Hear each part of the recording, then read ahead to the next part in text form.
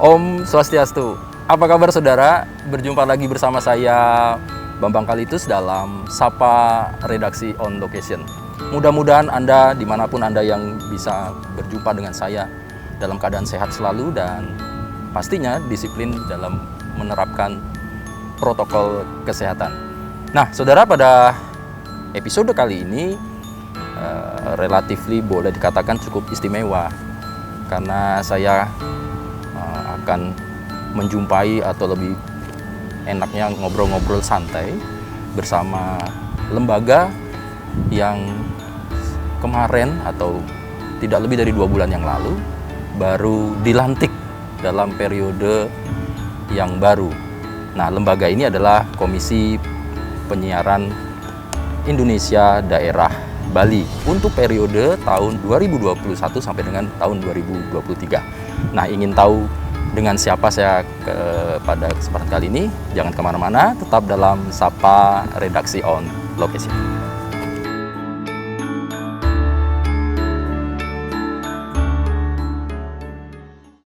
Om Swastiastu. Om Swastiastu. Waduh, luar biasa. Apa kabar Pak Agus? Sehat Pak Bambang. Sehat selalu ya? Sehat selalu ya. Meskipun Semangat. Ini pokoknya Kita Bali harus bangkit. Ya. Ah, itu yang penting. Betul. Dan ada Ibu Yudi. Sehat Bu Yudi? Sehat selalu ya Bu ya. Nah, saudara, Pak I Gede Agus Astafa selaku Ketua KPID Bali bersama dengan Ibu Niwayan Yudiartini selaku Komisioner bagian isi penyiaran. Pengawasan isi siaran KPID Bali. Waduh, luar biasa. Sebelumnya selamat dulu. Ya, terima kasih. Tepatnya 24 September 2021 pelantikannya. pelantikannya. Ya. Berarti ada 7 ya Pak? Ada teman yang Ya, lain ya Pak? betul, Ya? ada 7 komisioner. Baik. Nah, ini kan kalau saya lihat nih dari ini luar biasa nih sekarang. IG-nya jalan, sosial medianya jalan, KPID ini Facebooknya. Ini Pak Ketua nih muter-muter ke Langlang Buana. Ini dalam rangka apa sih Pak? Ngapain sih lo Pak Agus? Baru juga lah masih capek gitu baru sebulan 2 bulan sudah muter. Gimana Pak Agus? Terima kasih Pak Bambang. Luar biasa dan pemirsa dimanapun berada. Kami dari KPID Komisi Penyiaran Indonesia Daerah Bali memang dilantik tanggal 24 September 2021 di Jaya Sabu oleh Pak Gubernur Bali. Dan tentu ketika kita bertugas ada 7 orang komisioner yang hadir, ada yang dilantik, tentu tugas kita langsung bekerja. Karena kita ditugaskan oleh Pak Gubernur, yang penting Anda bekerja. Dan persoalan-persoalan yang muncul di dunia penyiaran di Bali, kebetulan memang kita sudah pahami sedikit, sehingga kita langsung kerja. Dan yang paling penting adalah kita melakukan komunikasi dengan lembaga penyiaran radio dan televisi. Mulai dari radio dulu, kemudian di TV.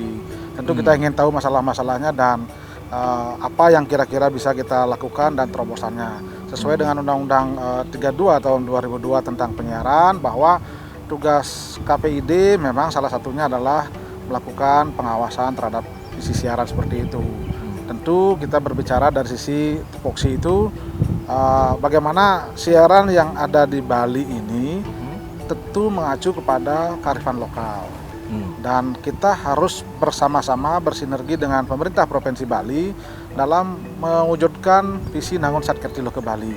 Apa yang menjadi program pemerintah, di situ kita bersinergi dengan KPID dalam hal ini dunia siaran. Dan peran kita di dunia siaran sangat banyak, luar biasa, bahkan menjadi ujung tombak untuk menyampaikan informasi-informasi yang sifatnya positif, kemudian inspiratif, bahkan motivatif dalam kondisi yang pandemi sekarang. Dan itulah tugas kita ke lapangan untuk mengecek dan memastikan bahwa mari kita bersama-sama bersinergi untuk menyampaikan informasi-informasi yang positif ini. Nah, ini menarik. Ini nanti kita akan kupas itu satu-satu lah, mungkin ya, tugas, kewenangan, fungsi. Cuman kalau tadi kan ini sudah langsung bergerak, dilantik kemudian mencari data-data dicari Pak. Apa sebetulnya apa yang perlu menjadi titik berat untuk lembaga? Begini, lembaga penyiaran ini mungkin pada masyarakat juga, lembaga penyiaran televisi dan radio ya Pak ya? Iya, betul. Ya ini kadang-kadang bukan cuma televisi tapi radio juga di bawah pengawasan KPID. Nah, kalau dari kemarin evaluasi kemudian juga mungkin pertemuan dengan lembaga-lembaga penyiaran itu, kemudian juga masukan dari tokoh-tokoh masyarakat tentunya. Ya. Apa yang menjadi titik berat Pak? Apakah memang kearifan lokal itu atau ada hal-hal yang mungkin bisa Ya betul. Ketika kita berkunjung ke misalnya ke kantor-kantor transmisi, kemudian berkomunikasi dengan teman-teman radio, khususnya di TV ini, berkaitan dengan konten lokal, kearifan lokal, ini harus kaitannya dengan pusat, karena teman-teman di Bali ini kan adalah sebagai kepanjangan dari pusat.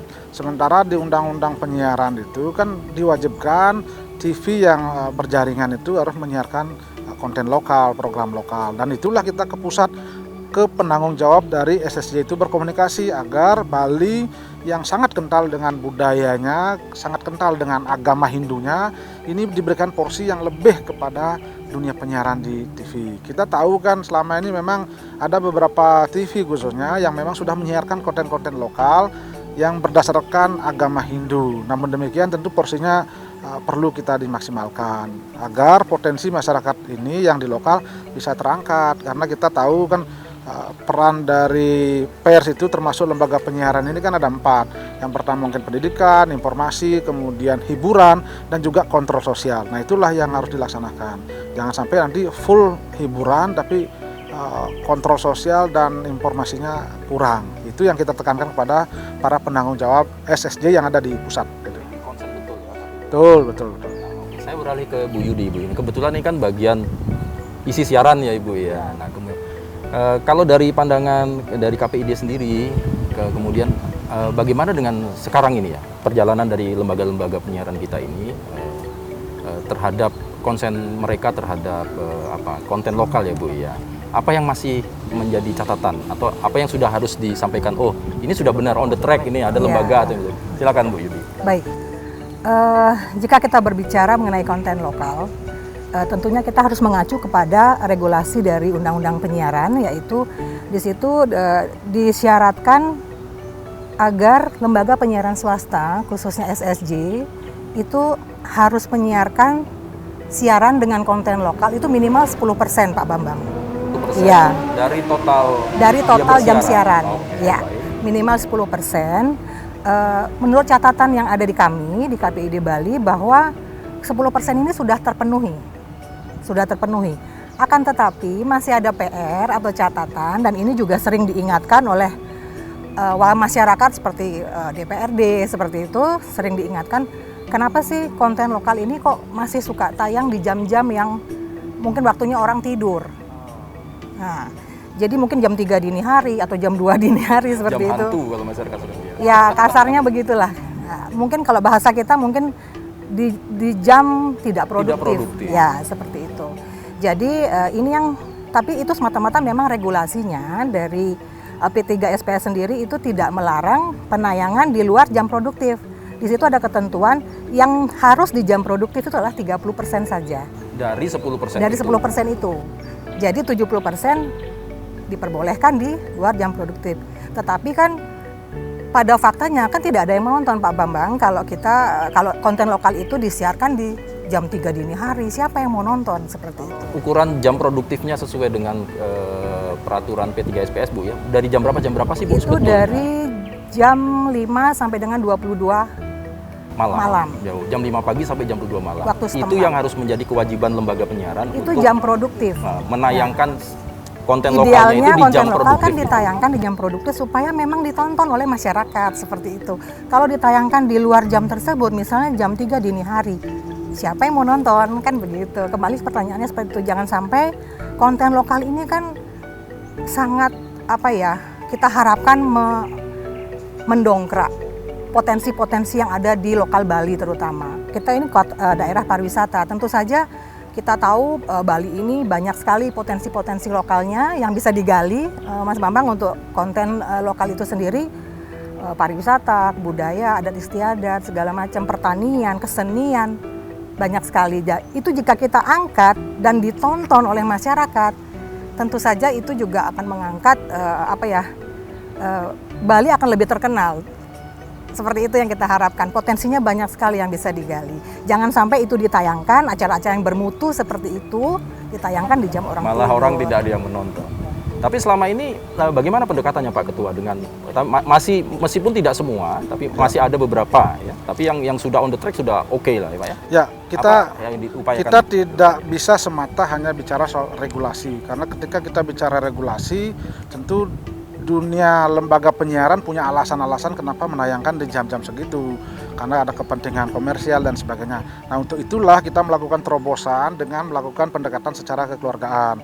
Jadi beberapa stasiun TV khususnya para penanggung jawabnya di Jakarta kita sudah dekati, dan mereka pada intinya komitmen siap untuk khusus di Bali berbicara soal konten lokal. Itu pertama adalah siap untuk menggeser beberapa jamnya itu. Jadi kita kan muaranya walaupun sedikit jam konten lokalnya, tapi itu ditonton oleh banyak orang, kan luar biasa.